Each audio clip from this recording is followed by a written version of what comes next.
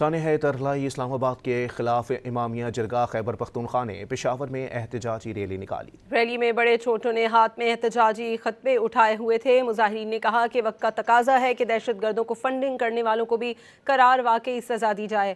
National action plan پر عمل درآمد کرتے ہوئے دہشت گردی کا خاتمہ کیا جائے۔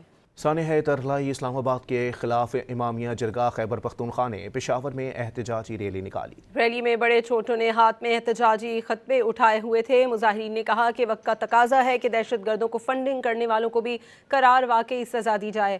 نیشنل ایکشن پلان پر عمل درآمد کرتے ہوئے دہشت گردی کا خاتمہ کیا جائے۔ سانحہ ارلائی اسلام آباد کے خلاف امامیہ جرگہ خیبر پختونخوا نے پشاور میں احتجاجی ریلی نکالی۔ ریلی میں بڑے چھوٹوں نے ہاتھ میں احتجاجی خطبے اٹھائے ہوئے تھے۔ مظاہرین نے کہا کہ وقت کا تقاضا ہے کہ دہشت گردوں کو فنڈنگ کرنے والوں کو بھی قرار واقعی سزا دی جائے۔